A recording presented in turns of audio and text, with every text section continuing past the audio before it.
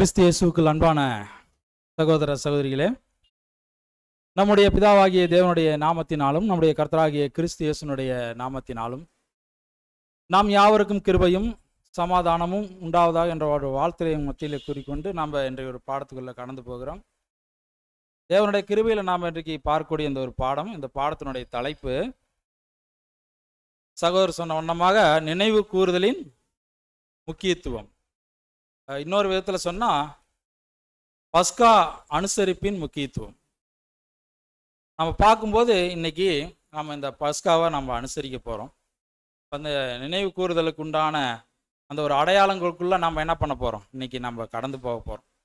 அப்போ நாம் பார்க்கும்போது இன்றைக்கு நாம் இந்த வருடத்தினுடைய கணக்கை நம்ம என்ன பண்ண போகிறோம்,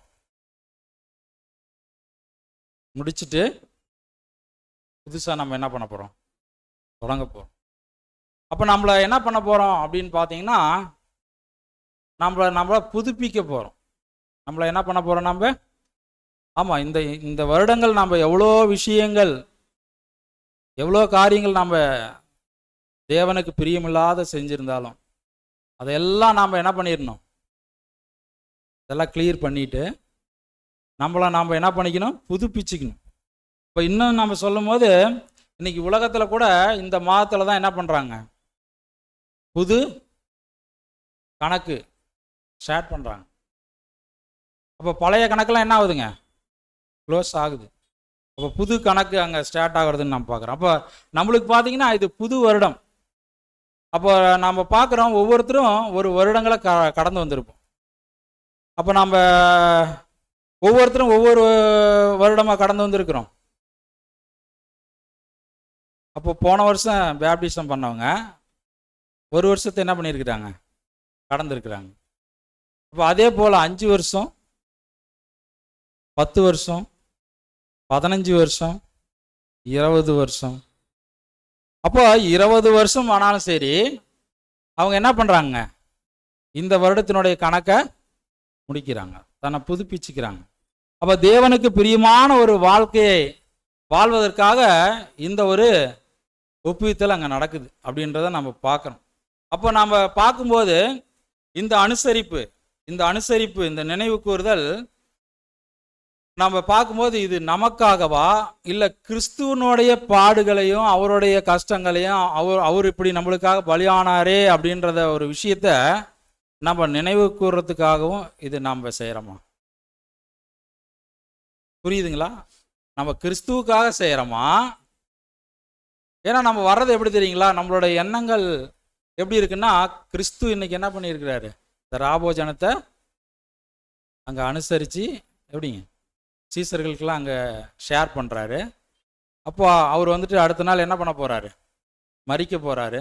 ஏன்னா உலகத்தினுடைய நினைவுகள் எண்ணங்கள்லாம் எதான் இருக்குது, கம்ப்ளீட்டாக கிறிஸ்து மேலே தான் இருக்கும். அப்போ நாம் எப்படி இருக்கணும், நம்ம யோசிக்கணும். அப்போ அதுவும் முக்கியம். அதை காட்டிலும் அடுத்தது என்னங்க, நம்மளை நாம் யோசிக்கணுங்க. இந்த அப்பம் பிக்கப்படுதல், இந்த திராட்சரசம் பருகிறது, இது எதுக்காக பண்ணுறோம்? அவருடைய காரியங்களை நினைவு கூர்றதுக்கா? நம்ம சிந்திக்கணும். இது ரொம்ப முக்கியமான ஒரு விஷயம். அப்போ இந்த அனுசரிப்பினுடைய முக்கியத்துவம் என்ன, அதை புரிஞ்சு நம்ம என்ன பண்ணோம், இந்த அப்பத்திலையும் இந்த பாத்திரமாகிய திராட்சரசத்துலையும் நம்ம என்ன பண்ணணும், கையை வைக்கணும். அப்போ அதனுடைய அர்த்தமே புரியல அப்படின்னா நம்ம கை வைக்கிறதுனால ஏதாவது பிரயோஜனம் இருக்கா? யோசிக்கணும் நம்ம. அப்போ அதனுடைய முக்கியத்துவம் ரொம்ப முக்கியம். ஏன்னா நம்ம பார்க்குறோம், பவுல் அங்கே 1 கொரிந்தியர் 11வது அதிகாரம் 24, 25, 26 இந்த ஒரு 3 வசனங்களையும் நம்ம பார்க்கும்போது வாசிக்கலாம். அங்கே என்ன அங்கே எழுதியிருக்குது, அது எதை குறித்து அவர் சொல்றார் பாருங்க. ஸ்தோத்திரம் பண்ணி அதை பிட்டு நீங்கள் வாங்கி புசியுங்கள், இது உங்களுக்காக பிற்கப்படுகிற என்னுடைய சரீரமாய் இருக்கிறது, என்னை நினைவு கூறும்படி இதை செய்யுங்கள் என்றார். பாருங்க, ஸ்தோத்திரம் பண்ணி அதை பிட்டு நீங்கள் வாங்கி புசியுங்கள், இது யாருக்காக, உங்களுக்காக பிற்கப்படுகிற என்னுடைய சரீரமா இருக்கிறது, என்னை நினைவு கூறும்படி இதை செய்யுங்க. அப்போ அந்த அப்பம் பிக்கப்படுது. அந்த பிக்கப்படுறது இயேசு கிறிஸ்துனுடைய சரீரம் பிக்கப்படுதா, இல்ல நாம இது போல பிக்கப்படணுமா? புரியுதுங்களா விஷயம்? நம்ம அப்பத்தை கை வச்சு நாம் அதை எடுத்து நம்ம என்ன பண்ணுறோம், பிக்கிறோம், பிச்சு நாம் சாப்பிட்றோம். அப்போ இயேசு கிறிஸ்துனுடைய சரீரம் பிக்கப்படுதா, இல்லை நம்மளுடைய சரீரம் பிக்கப்படுறதுக்கு இது ஒரு அடையாளமாக இருக்குதா? நம்ம யோசிக்கணும். ஏன்னா அந்த கை வைக்கிறப்ப ரொம்ப நம்ம பயபக்தியோடு அங்கே நம்ம செய்கிறோம். அப்போ அந்த ரெண்டு விஷயங்களும் அங்கே கலக்குதுங்க. அதை நம்ம ரொம்ப ஜாக்கிரதையாக நம்ம பார்க்கணும். அடுத்தது நம்ம பார்க்கலாம். போஜனம் பண்ணின பின்பு அவர் அந்தபடியே பாத்திரத்தையும் எடுத்து, இந்த பாத்திரம் என் இரத்தத்தினால் ஆகிய புதிய உடன்படிக்கையாய் இருக்கிறது. நீங்கள் இதை பானம் பண்ணும் போதெல்லாம் என்னை நினைவு கூறும்படி இதை செய்யுங்கள் என்றார்.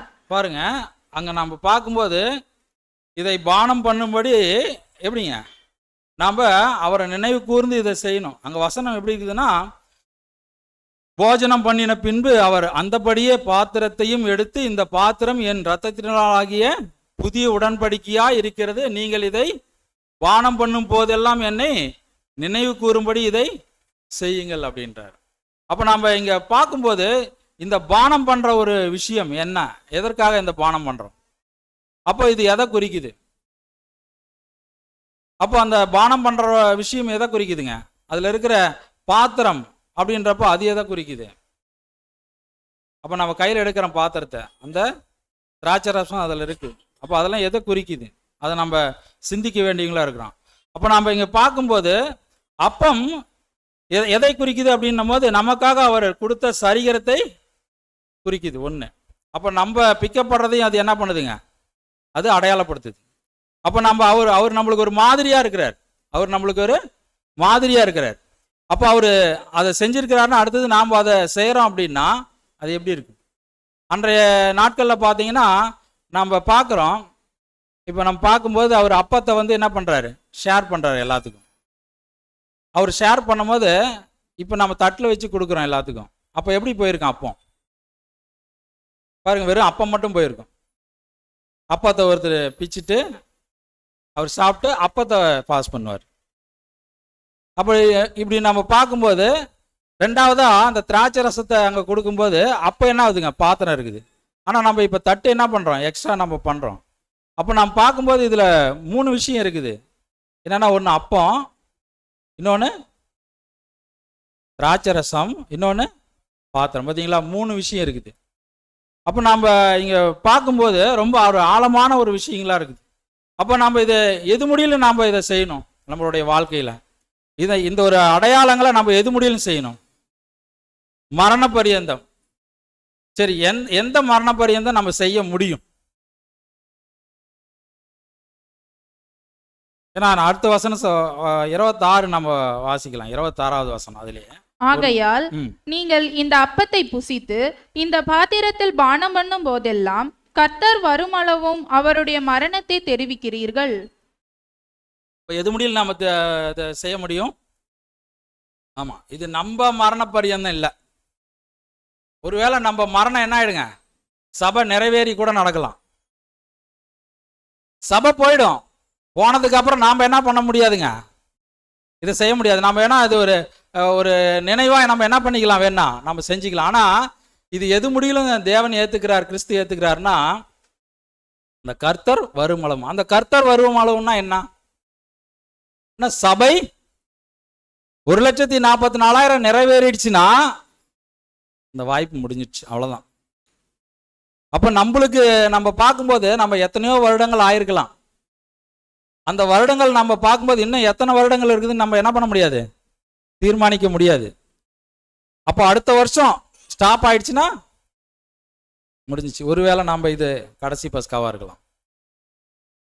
1,44,000 பேத்துல இன்னும் ஒருத்தர் ரெடி ஆகணும் அப்படின்னா இந்த பஸ்கா முடிச்சுட்டு அடுத்த பஸ்காக்குள்ள அவர் என்ன ஆயிடுவார், ரெடியாகி போயிட்டாருன்னா அடுத்த பஸ்கா என்ன பண்ண முடியாது நம்ம.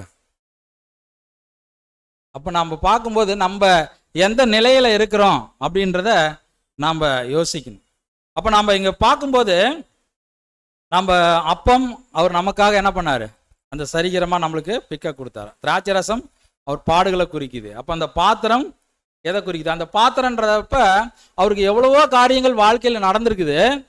ஆனால் அது நம்ம பார்க்கும்போது அது அவமான பாத்திரமாக சொல்லப்படுது. அது என்ன சொல்லப்படுதுங்க? ஆமாங்க, கர்த்தருக்கு பார்த்தீங்கன்னா அந்த 30 வயசு முடியலும் என்ன நடந்துச்சுன்றது நம்மளுக்கு தெரியாது.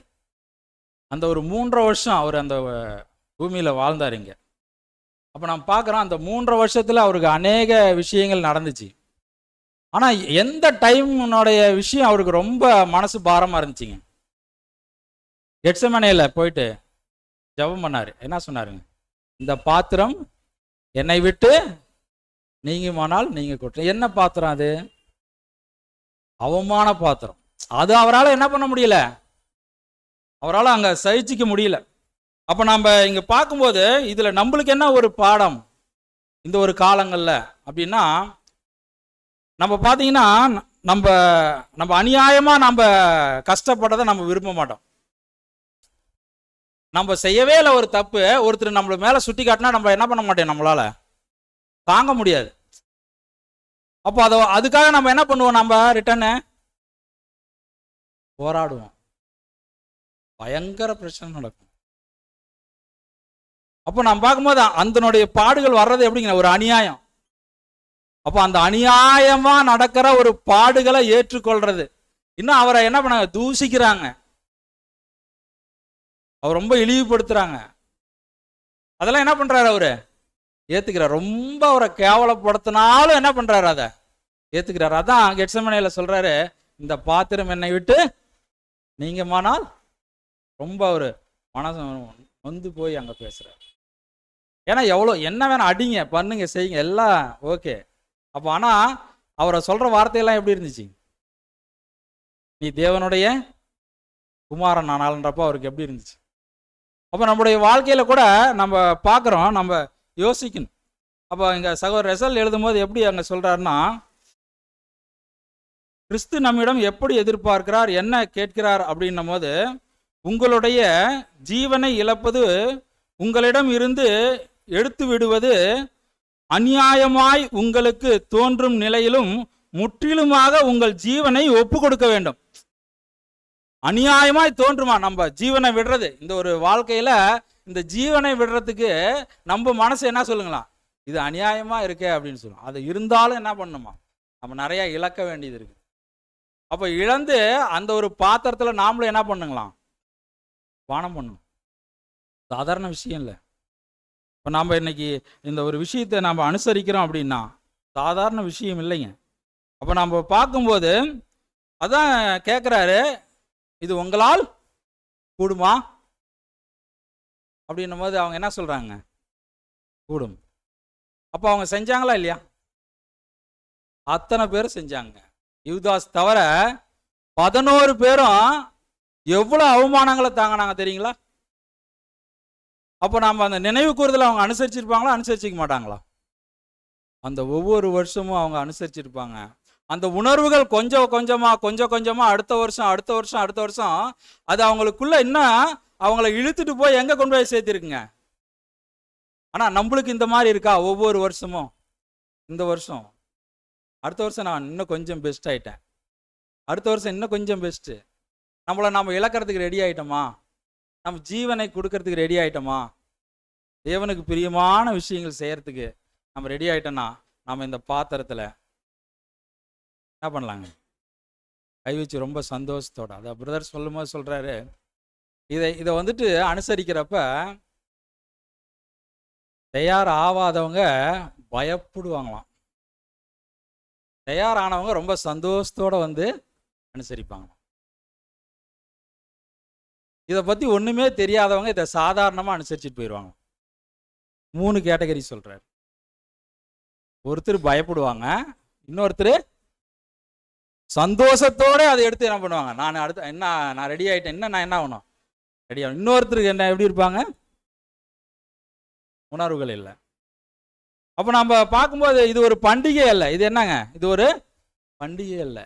நம்ம ஒவ்வொருத்தரும் இதை நம்ம உணரக்கூடியவங்களா இருக்கணும் அப்படின்றத நாம் பார்க்குறோம். அதான் மார்க் 10:38 அங்கே சொல்லப்படுற அந்த ஒரு வசனம் கூட நம்ம வாசிக்கலாம். நம்ம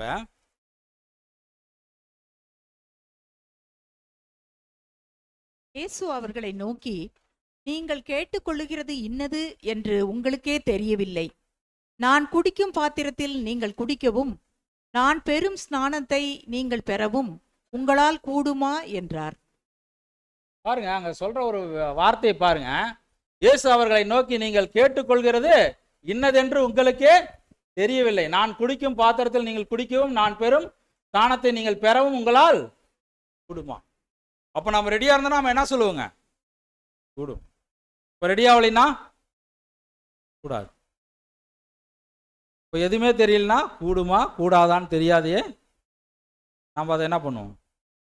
சரி. அப்போ இந்த ஒரு பாத்திரம் சாதாரணமான விஷயம் அல்ல. அப்போ நம்ம சரீரத்தை இந்த பூமியில நாம கூட என்ன பண்றோம்? நாமளும் ஷேர் பண்றோங்க. ஆனா கிறிஸ்துவுக்கு ஈடு அல்ல, கிறிஸ்துவுக்குள்ள அந்த சரீரம் விற்கப்படுது. அதான் நம்ம அப்பம் நம்ம கைக்கு வரும்போது நம்ம வந்துட்டு என்ன பண்ணுங்க? நம்ம துடிக்கணும். கை என்ன பண்ணுங்க? அதை ஒரு 2 நிமிஷம் அதை பிக்கிறப்ப உங்களுடைய சரீரம் பிக்கப்பட்டது போல நானும் பிக்கப்படணும். எப்படி நம்ம அதை பார்க்கணும்? என்னுடைய சரீரமும் பிக்கப்படணும். அப்போ இந்த ஒரு உணர்வுகளோடு அதை பிக்கிறப்ப அது பயபக்தியோடு அதை நம்ம என்ன பண்ணுவோம்? செய்வோம். அதே போல அந்த பாத்திரம் நம்ம கிட்ட கடந்து வரும்போதும் அதே உணர்வுகள். அந்த பாத்திரத்தை பார்க்குறோம். அந்த பாத்திரத்தை பார்க்கும்போது என்னங்க? அதான் அவமானத்தின் பாத்திரமா கிறிஸ்துக்கு அங்கே இருந்தது. அப்போ அந்த பாடுகள், திராட்சை ரசம் எதை குறிக்குது? அவருடைய பாடுகள். அப்போ இதெல்லாம் நம்ம என்ன பண்ணணும்? உணரணுங்க. அது சகோதரர் சொல்லும் போது சொல்றாரு, இந்த ஒரு பாத்திரத்தை நம்ம பார்க்குறோம், அவமானமும் நிந்தையும் இழிவுக்கும் தொடர்புடையதா இருக்கு அப்படின்றார். இந்த ஒரு பாத்திரத்தை நாம் கையில் எடுக்க வேண்டும். இது ரொம்ப முக்கியமான ஒரு விஷயம். இதுக்காக அழைக்கப்பட்டு தெரிந்து கொள்ளப்பட்டவங்களா வந்தவங்க ஒவ்வொருத்தரும் சந்தோஷத்தோட என்ன பண்ணுமா? அதை எடுக்கணும் அப்படின்ற. அப்போ நம்மளுடைய பலத்தில் அதை செய்ய முடியுமா? நம்மளுடைய பலத்தில் செய்ய முடியுமா? கண்டிப்பா வாய்ப்பு இல்லைன்ட்டார். நம்மளுடைய பலத்தில் என்ன பண்ண முடியாது? செய்ய முடியாது. ஏன்னா நம்ம கிறிஸ்துவ போல பரிபூரணரா? சரி, பூரணரா? பரிபூர்ணர்ன்ற ஒரு விஷயம் வேண்டாம். பூரணரமா? அப்ப நாம யாருங்க? அபூர்ணர். நாம வந்துட்டு அபூர்ணர், பூரணம் மற்றவர்கள். அப்போ இது தேவனுக்கு தெரியுமா தெரியாதா? தெரியும். அப்போ நம்மளுக்கு என்ன தாங்க முடியுன்றது தான் தேவன் என்ன பண்ணுவாரா? நம்மளுக்கு கொடுப்பாராம். ஏன்னா வசனம் இருக்கு இல்லையா? நம்ம எப்பயுமே நம்ம ஒரு விஷயத்தை உணர்வோம், ராணிக்கு மேல சோதனை இல்லை. அப்போ இங்க பிரதர் ஒரு இடத்துல குறிப்பிடுறாரு. எப்படி குறிப்பிடுறாருன்னா, நாம வந்துட்டு சத்தியத்துக்கு ஏற்ற விஷயங்களை நாம வந்துட்டு உணர்ந்து அதுல நாம கஷ்டப்படும் போது அது வந்துட்டு இந்த பாத்திரத்துல என்ன பண்றதாம்? நாம வந்து பானம் பண்றதாம். ஒருவேளை நம்மளுடைய குடும்ப தேவைகள், உலக காரியங்களை எல்லாம் நம்ம கஷ்டப்பட்டுட்டு இந்த ஒரு அவமானப்பட்டோம், இந்த கஷ்டப்பட்டோம் அப்படின்னு சொல்லி இந்த பாத்திரத்தை கொண்டாந்து இந்த பாத்திரத்துல கொஞ்சம் கூட அவரு அந்த பாடுகளை என்ன பண்றது இல்லையா? ஊத்துறதே இல்லைன்ட்டார். அதுக்கு இதுக்கு சம்பந்தமே இல்லை. அப்போ நம்ம உலகத்துல படுற பாடுகளை எல்லாம் எங்க கொண்டாந்து இங்க சேர்த்திடக்கூடாதுங்க. நம்ம ரொம்ப ஜாக்கிரதையா இருக்கணும். நம்மளுடைய எண்ணங்கள், சிந்தைகள், நம்மளுடைய நினைவுகள், நம்மளுடைய காரியங்கள்லாம் நம்ம உலகத்தினுடைய காரியங்கள்ல இருந்து அதுல சில வர கஷ்டங்கள், உபத்திரவங்கள் இதெல்லாம் நம்ம எந்த பாத்திரத்துல வந்து ஊத்திட முடியாது. அதுக்கு வந்துட்டு தேவனும் அனுமதிக்கிறது இல்லை, கிறிஸ்துவும் அனுமதிக்கிறது இல்லை. ஆனா கிறிஸ்து மேற்பார்வையிடுறாரா நம்மள. நம்ம ஒவ்வொரு வாழ்க்கையில ஒவ்வொரு அசைவுகளையும் என்ன பண்றாராம்? அவரு மேற்பார்வையிடுறாராம். நம்மளுக்கு எந்த ஒரு விதத்துல அந்த கன மகிமையை கொடுக்க முடியுன்றத நம்ம பாடுகளை எல்லாம் பிரிச்சு பார்க்கறாராம். அப்போ அந்த பாடுகளை தான் என்ன பண்ணுவாரு? இதுல சேர்ப்பாரு. மற்ற ஒரு விஷயங்கள் என்ன பண்ண முடியாது, அங்க கொண்டு வர முடியாது. அப்போ நம்ம இங்க பார்க்கும்போது பவுல் என்ன சொல்றாருங்க? பவுல் என்ன சொல்றாரு? அவருடைய உபத்திரவங்கள் எப்படி இருந்துச்சாம்? ஏன்னா அவருடைய உபத்திரவங்களுக்கு நம்ம லிஸ்ட் போடலாங்க. அவருடைய பாடுகளுக்கு நம்ம லிஸ்ட் போடலாம். அந்த பாடெல்லாம் எந்த பாத்திரத்துல இருக்கும்?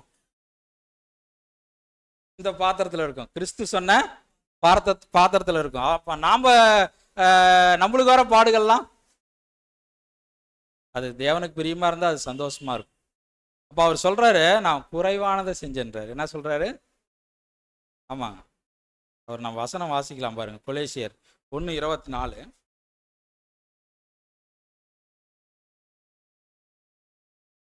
இப்பொழுது நான் உங்கள் நிமித்தம் அனுபவிக்கிற பாடுகள் சந்தோஷம் அடைந்து கிறிஸ்தவனுடைய உபத்திரவங்களில் குறைவானதை அவருடைய சரீரமாகிய சபைக்காக என் மாம்சத்திலே நிறைவேற்றுகிறேன். பாருங்க, அப்ப சரீரமான சபைக்காக என் மாமிசத்தில் அவர் நிறைவேற்றாரு. எப்படிங்க? கிறிஸ்துவின் உபத்திரவங்களில் குறைவானது.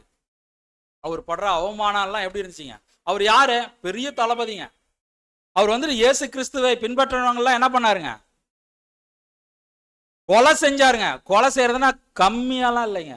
எத்தனை பேர்த்த கொண்டாருன்னு தெரியாது. அவர் முன்னாடி யாரும் நிக்க முடியாது. அவர் வந்துட்டு அவ்வளோ தைரியசாலி, பலசாலி, திறமசாலி. அவர் எந்த அளவுக்கு தன்னை தாழ்த்திக்கிட்டாரு, எந்த அளவுக்கு அவமானப்பட்டாரு. அதான் அவமானத்தின் பாத்திரம் அவர் எடுத்தாரு. கம்மிங்க. அப்ப நம்ம எந்த குறைவானது நம்ம எடுக்கிறோம்? ஏன்னா நட்சத்திரத்துக்கு நட்சத்திரம் எப்படி இருக்குங்க? வித்தியாசம்.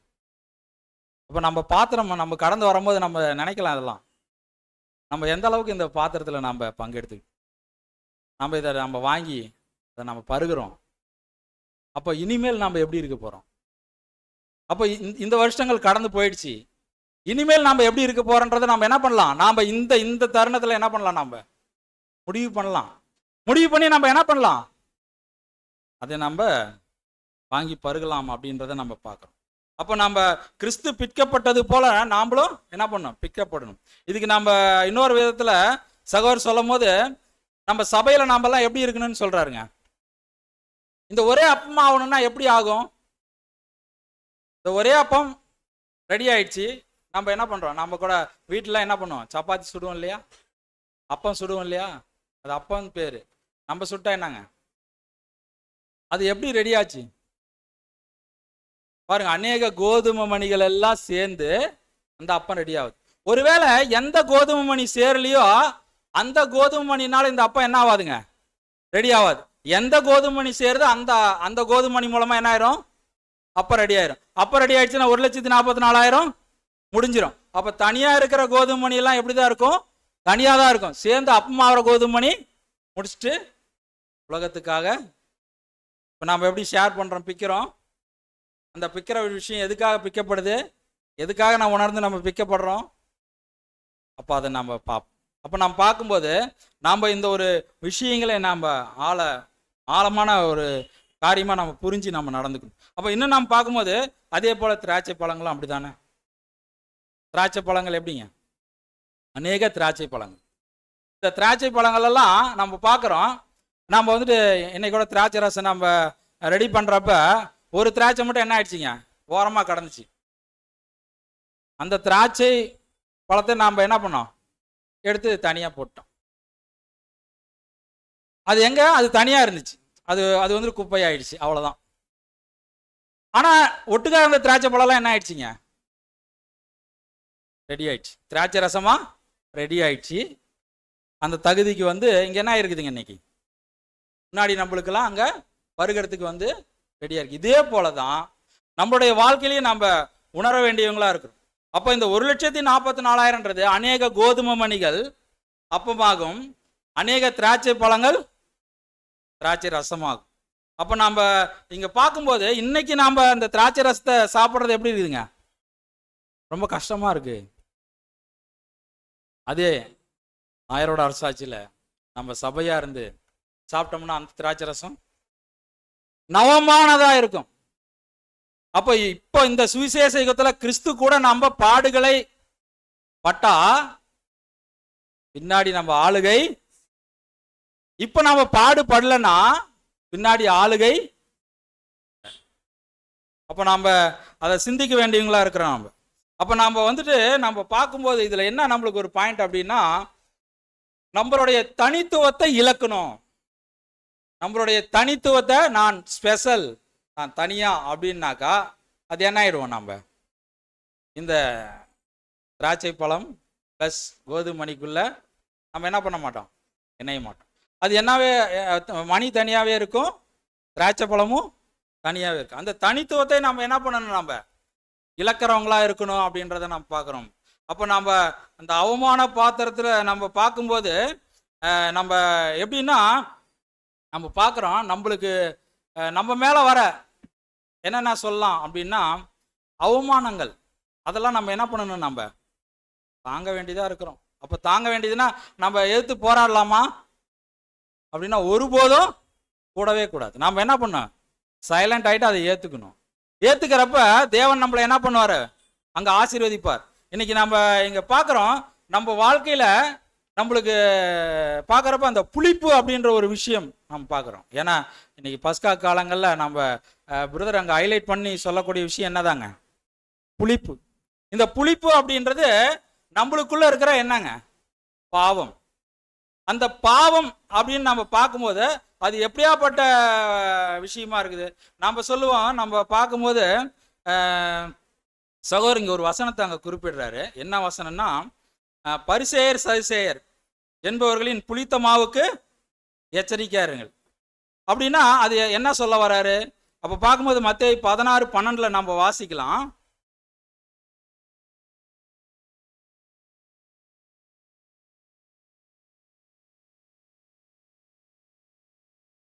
அப்பொழுது அவர் அப்பத்தின் புளித்த மாவை குறித்து எச்சரிக்கையாய் இருக்க வேண்டுமென்று சொல்லாமல் பரிசேயர் சதுசேயர் என்பவர்களின் உபதேசத்தை குறித்தே அப்படி சொன்னார் என்று அறிந்து கொண்டார்கள். பாருங்க, அப்போ இங்க நாம பார்க்கும்போது இந்த பரிசேயர் சதுசேயர் என்பவர்களுடைய உபதேசத்தை குறித்து அங்க சொல்றாரு. இதுதான் புளித்த மாவுன்றாரு. அப்போ புளிக்கிற விஷயங்கள் என்னங்க, பாவன்றோம். அப்போ இது ஒரு உபதேசத்தை சொல்றாரு. இந்த ஒரு விஷயம் மாத்திரம்தான் வேதத்துல சொல்லியிருக்கா அப்படின்னா நம்ம பார்க்குறோம். அப்போ இன்னொரு விதத்தில் நம்ம வாசிக்கும் போது 2 கொரிந்தியர் 5ஆம் அதிகாரம் 8வது வசனம் வாசிக்கலாம். நாம் தைரியமாகவே இருந்து இந்த தேகத்தை விட்டு குடிபோகவும் கர்த்தரிடத்தில் குடியிருக்கவும் அதிகமாய் 1 கொரிந்தியர் 5:8 வாசம். ஆதலால் பழைய புளித்த மாவோடே அல்ல, துர்க்குணம் பொல்லாப்பு என்னும் புளித்த மாவோடும் அல்ல, துப்புரவு உண்மை என்னும் புளிப்பில்லாத அப்பத்தோட பண்டிகையை ஆசரிக்க கடவோம். பாருங்க, நாம இங்க பார்க்கும்போது பழைய புளித்த மாவோடே அல்ல, துர்க்குணம் பொல்லாப்பு என்னும் புளித்த மாவோடும் அல்ல, துப்புரவு உண்மை என்னும் புளிப்பில்லாத அப்பத்தோட பண்டிகையை ஆசரிக்க கடவோம். அப்போ நம்ம இங்க பார்க்கும்போது புளிப்புன்றப்ப இங்க வேறொரு காரியங்களை அங்க சொல்றாரு அப்படின்றத நம்ம பார்க்கிறோம். இன்னும் எபேசியர் 4:31 கூட இங்க குறிப்பிடுறாரு, நம்ம வாசிக்கிறோம்.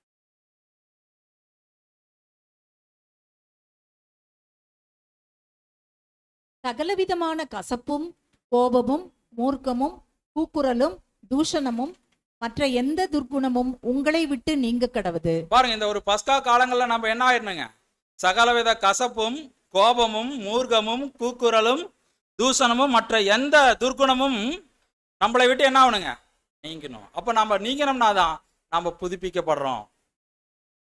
நம்ம இருதயத்தின் அளவில் எப்படி இருக்கணுங்க, சுத்தமா இருக்கணும். அப்போ பழைய ஏற்பாட்டில் நிழல்ல நம்ம பார்க்குறோம், அங்கே வந்துட்டு அந்த ஒரு வாசல்ல என்ன பண்ணப்படுதுங்க, ரத்தம் அங்கே தெளிக்கப்படுது. அவன் ரத்தம் தெளிக்கப்படுது. அப்போ அது என்னன்னா நம்ம இங்க வந்து நம்ம பார்க்கும்போது நம்மளுக்கு எது வாசலுங்க, நம்முடைய இருதயம்.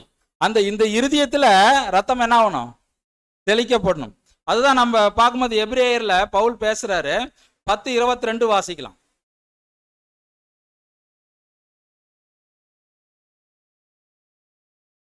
துர்மனசாட்சி நீங்க தெளிக்கப்பட்ட இருதயம் உள்ளவர்களாயும் சுத்த ஜலத்தால் கழுவப்பட்ட சரீரம் உள்ளவர்களாயும் உண்மையுள்ள இருதயத்தோடும் விசுவாசத்தின் பூரண நிச்சயத்தோடும் சேர கடவோம். பாருங்க, அங்க நம்ம பார்க்கும்போது நீங்க தெளிக்கப்பட்ட இருதயம் உள்ளவர்களா. இன்னும் நம்ம சொல்லும் போது சகோதரர் சொல்றாரு, எப்படி சொல்றாருன்னா, நம்ம சபையில மாத்திரம் இப்படி இருக்கக்கூடாதான், நம்ம எல்லா இடங்கள்லயும் சொல்றாரு. உலகத்துல கூட நம்ம எப்படி இருக்கணுங்களாம், நம்ம வந்துட்டு கிளியர் பண்ணியிருக்கணுமா. நம்ம கிளியர் பண்ண முடியலைன்னா நம்மளுடைய வாழ்க்கை இன்னும் ஒரு வருடம் எக்ஸ்ட்ரா ஆகும். அப்போ நம்ம பார்க்குறோம், நம்ம இங்கே பார்க்கும்போது இன்றைக்கு நம்மளுக்கு புது கணக்கு என்ன பண்ணப்படுதுங்க, ஆரம்பிக்கப்படுது. அப்போ இன்றைய நாள்ல இருந்து நம்ம புது கணக்கை என்ன பண்ணலாம், நம்ம தொடங்கலாம். அப்போ இன்னும் நம்ம பார்க்கும்போது சகோதரர் அங்கே சொல்லும்போது நம்முடைய வாழும் உரிமையை இழக்கணுன்றார். நம்ம வாழ்றோம் இல்லைங்களா, எனக்கு இப்படிதான், நான் இப்படிதான் வாழ முடியும், என்னால் இதை மாற்றிக்கொள்ள முடியாதுன்னு நம்ம சொல்லும்போது நம்ம வாழும் உரிமையை நம்ம என்ன பண்ணல, விட்டு கொடுக்கல. நம்மளுடைய வாழும் உரிமையை நம்ம என்ன பண்ணணும், தேவனுக்காக, கிறிஸ்துவுக்காக. நம்ம அப்பம் பிக்கப்படுதல் வரும்போது அது உணரணுங்க. திராட்சை ரசம் அங்க பாத்திரத்தில் வரும்போது நம்ம உணரணும். எவ்வளோ காரியங்கள் இருந்தாலும் நம்ம என்ன பண்ணிடணும், ஒதுக்கிட்டு சைலண்ட் ஆகும். சைலண்ட் ஆகிட்டு தேவனுக்கு என்ன பிரியும், நம்ம நேராக பார்த்தோம்னா யாரை தான் பார்க்கணுங்க, தேவன், கிறிஸ்து, சத்தியம். அப்போ இதுக்கு இணங்க நம்ம என்ன வாழ்க்கையை நம்ம வாழ்ந்துட்டு நம்ம மூவ் பண்ணிக்கிட்டே போயிட்டே இருக்க வேண்டியதான். இதுல எந்த ஒரு தடையும் நம்ம என்ன பண்ணிடக்கூடாது, நம்ம செஞ்சிடக்கூடாது. இல்லை நம்ம சுய புத்தியில ஏதாவது செஞ்சுட்டோம்னா நம்ம என்ன ஆயிடுவோம், இந்த ஒரு ஓட்டத்தில் தடையாயிடுவோம். அந்த தடை நம்மளுக்கு தெரியாதுங்க. நம்ம ஆட்டோமேட்டிக்கா சாத்தான் நம்மளை என்ன பண்ணியிருப்பான், ஸ்டாப் பண்ணி நிறுத்திருப்பான். இனிமேல் நீயே இதுக்குள்ள போக முடியாது. உன்னுடைய எண்ணங்கள் சிந்தைகள் எல்லாம் இதுல தான் இருக்கும். நான் உன்னை என்ன பண்ணி வச்சிருக்கிறேன், இழுத்து கட்டி வச்சிருக்கிறேன். அப்போ நம்ம ஒருபோதும் நம்ம வாழும் உரிமையை நம்ம என்ன பண்ணிக்கூடாது, நிலைநிறுத்திடக்கூடாது, இழக்கணும். ஒரு அந்த திராட்சை பழம் போல, அந்த கோதுமை மணி போல நம்ம என்ன பண்ணணும், நம்ம இழக்க வேண்டியவங்களா இருக்கிறோம். அப்போ இன்னும் நம்ம பார்க்கும்போது 1 கொரிந்தியர் 10ஆம் அதிகாரம் 16, 17 2 வசனங்களை நம்ம வாசிக்கலாம். நாம் ஆசிர்வதிக்கிற ஆசிர்வாதத்தின் பாத்திரம் கிறிஸ்தவனுடைய இரத்தத்தின் ஐக்கியமாய் இருக்கிறதல்லவா? நாம் பிற்கிற அப்பம் கிறிஸ்தவனுடைய சரீரத்தின் ஐக்கியமாய் இருக்கிறதல்லவா? அந்த ஒரே அப்பத்தில் நாம் எல்லோரும் பங்கு பெறுகிறபடியால் அநேகரான நாம் ஒரே அப்பமும் ஒரே சரீரமுமாய் இருக்கிறோம். பாருங்க, நம்ம இதுல நம்ம பங்கு பெறதுனால நம்ம ஒரே அப்பமும் ஒரே சரீரமா இருக்கிறோம். இதுல எது ஒண்ணு சேருதோ அதுதாங்க ஒரே அப்பம். எது ஒண்ணு சேருதோ அதுதான் திராட்சை ரசம். ஒண்ணு சேரலினா எதுக்குள்ள வராதுங்க. அப்போ நம்ம அந்த ஒரு முதல் வசனத்தை நம்ம 16வது வசனம் வாசிக்கும் போது நாம் ஆசீர்வதிக்கிற ஆசீர்வாதத்தின் பாத்திரம், அதுல நம்ம பார்க்கும்போது இங்க சகோதரர் குறிப்பிடுறாரு, அது நம்ம ஆசீர்வதிக்கிற ஆசீர்வாதத்தின் பாத்திரம் இல்ல, நம்ம நன்றி செலுத்தக்கூடிய அந்த பாத்திரம் வரும்போது நம்ம என்ன பண்ணுங்க, நன்றி செலுத்தணும். நம்ம அதை ஆசீர்வதிக்க வந்தவங்கல்ல, அதை நம்ம ஒவ்வொருத்தரும் நம்ம உணரணும்.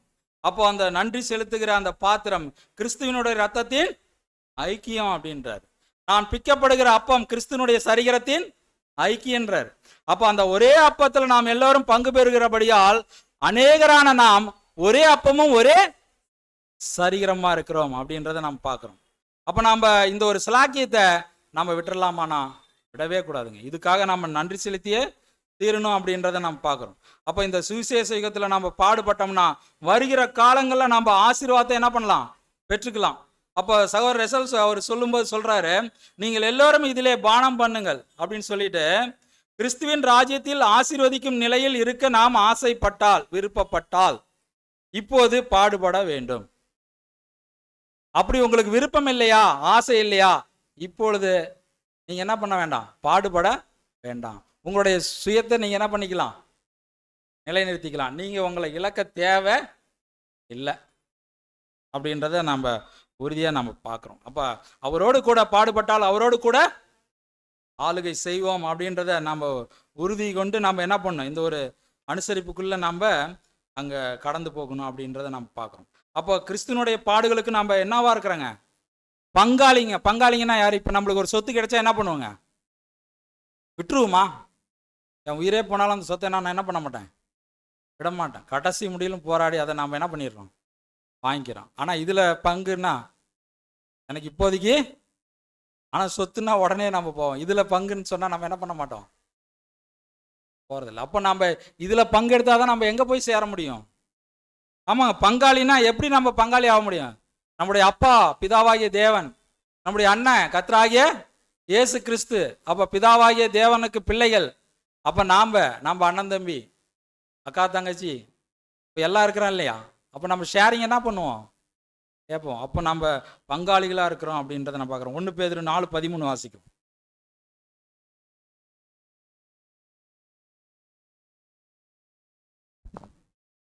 கிறிஸ்துவின் மகிமை வெளிப்படும் போது நீங்கள் களிகூர்ந்து மகிழும்படியாக அவருடைய பாடுகளுக்கு நீங்கள் பங்காளிகள் ஆனதால் சந்தோஷப்படுங்கள். பாருங்க, அப்போ நம்ம இங்கே பார்க்கும்போது ஒரு ஆழமான ஒரு விஷயம் இதெல்லாம். நம்ம மனதில் இதெல்லாம் வைக்கணும். அப்போ நம்ம பார்க்கும்போது தேவன் நம்மளை ரொம்ப பிரியமாக அழைக்கிறாருங்க. நம்ம எவ்வளவோ நம்ம வாழ்க்கையில் என்னங்க கடந்து வந்திருக்கிறோம். நம்மளுக்கு ஒவ்வொருத்தருக்கும் ஒரு கஷ்டம் இருக்கும். கஷ்டம் இல்லாத மனுஷனே இல்லை. மனதளவுலையும் சரி, உடல் அளவுலையும் சரி, எவ்வளோ கஷ்டம். இதெல்லாம் கடந்து தான் நான் தேவன்கிட்ட நம்ம வரோம். இதெல்லாம் தேவனுக்கு தெரியுமா தெரியாதா? தெரியுங்க. இப்போ நம்ம பார்க்கும்போது அந்த ஊதாரி மைந்தனுடைய அந்த ஒரு சம்பவத்தில் இங்கே அந்த ஒரு 2வது மகன் என்ன பண்ணிடுவாருங்க, அவர் போயிடுவார். அவர் திரும்பி வரும்போது என்ன பண்ணுறாரு பாருங்க, நல்லா புரிஞ்சுக்கோங்க. நம்ம மனம் திறந்து தேவன்கிட்ட நம்ம மண்டிட்டு நம்மளை எல்லாம் நம்ம ஒப்பு கொடுக்கும்போது, நம்ம அறிக்கையிடும் போது தேவன் நம்மகிட்ட வருவாருங்க. இந்த தகப்பன் என்ன பண்ணார் தெரியுங்களா? தூரமாக வரும்போதே பார்த்துடுறேன். இப்போ நான் இவ்வளோ காலம் நான் இழந்துட்டேன்பா. இந்த ஒரு விஷயங்களை நான் செய்யறதுக்கு நான் தவறிட்டேன். உங்களுக்கு பிரியமா வாழ்றதுக்கு நான் தவறிட்டேன். அப்போ அவருக்கு என்ன பேரு? ஊதாரி மைந்தன். அவரு போயிட்டு ரிட்டர்ன் வரும்போது அந்த கேட்டுக்கு முன்னாடி என்ன பண்றாரு? இங்கேருந்து ஓடுறாருங்க. ஓடி போய் அவரை கட்டி பிடிச்சி அவருக்கு என்ன பண்ணியிருப்பாரு? முத்தெல்லாம் கொடுத்துருப்பாரு. கொடுத்து நீ வா. இது போலதான் நம்ம ஒவ்வொருத்தரையும் என்ன பண்றாரு தேவன். நம்ம மனம் இறங்கி நம்ம அவர்கிட்ட போகும்போது, அந்த கிருபாசன தண்டைக்கு போகும்போது நம்மளை என்ன பண்றாருன்னா எல்லாத்தையும் மன்னிக்கிறார். சகலத்தையும் மன்னிச்சு நம்மளை ஏத்துக்கிட்டு ஓடு, திருப்பியும் போ. ஒரு வருஷத்துல நம்ம புதுப்பித்தல் நம்ம செய்யறதுக்கு தேவன் அங்க ரெடியா இருக்கிறார். நம்ம ரெடியான்றதான் நம்ம என்ன பண்ணணும், முடிவு பண்ணணும். இப்போ நம்ம பேசிக் ஸ்டடியில் நம்ம ஒரு பாயிண்ட் பார்ப்போம். ஞானஸ்தானம் பாடத்தில் என்ன பார்த்தோம்? என்ன நம்மகிட்ட கேட்குறாரு? உன் இருதயத்தை எனக்கு தான். அப்போ நாம் இன்னைக்கு நம்ம புதுப்பிக்கிறோம். நம்ம ஞானஸ்தானத்தை என்ன பண்ணுறோம்? நம்ம இன்னைக்கு புதுப்பிக்கிறோங்க. அப்போ இப்போ நம்மகிட்ட என்ன கேட்பார் தேவன்? உன் இருதயத்தை இந்த ஒரு நிலை. அப்போ நாம் புரிஞ்சுக்கணும். இதில் நம்ம ஒரு முக்கியமான விஷயம் என்னென்னா, இந்த ஒரு விஷயத்தில் யாருமே நியாயம் தீர்க்க முடியாது. அவங்க சரியில்லை, இவங்க சரியில்லை, இவங்க இப்படி இருக்கிறாங்க அப்படி இருக்கிறாங்கன்னு ஒருத்தர் நியாயம் தீர்க்கிறாருன்னா அவரு என்னங்க? அப்போ யாரும் நியாயம் தீர்க்க முடியாது. சகோதரர் அங்க 7ஆம் தூதர் சொல்லும் போது 6வது வேல்யூம்ல சொல்றாரு, ஒவ்வொரு புது சிருஷ்டியும் தனக்குத்தானே அங்க என்ன பண்ணிக்கணுமா? அந்த கோட்டை வரைந்துக்கணும். அவங்க அதுல இருந்து மீறி இருக்கிறாங்களா இல்லை அதனுள்ள இருக்கிறாங்களா? வேற யாரும் என்ன பண்ணிடக்கூடாது, அங்க அந்த ஒரு விஷயத்தை எங்க செஞ்சிடக்கூடாது அப்படின்ற. இப்ப நியாயம் தீர்க்கும் அதிகாரம் யாருக்கு மாத்திரம்தான்? தேவனுக்கு மாத்திரம்தான். யாரையுமே பார்க்கக்கூடாது. நம்மளாம் யாரை தான் பார்க்கணுங்க? நம்மளை பார்க்கணும், தேவனை பார்க்கணும், கிறிஸ்துவை பார்க்கலாம். நம்ம வேற யாரையாவது பார்த்தோன்னா நம்ம என்ன ஆயிடுவோம்? அப்போ நம்ம சிந்திக்கணும். அப்போ நம்ம பார்க்கும்போது கடைசியாக நம்ம 1 கொரிந்தியர் 11வது அதிகாரம் 27 29 முடிய நம்ம வசனம் வாசித்து நம்ம முடிக்கலாம்.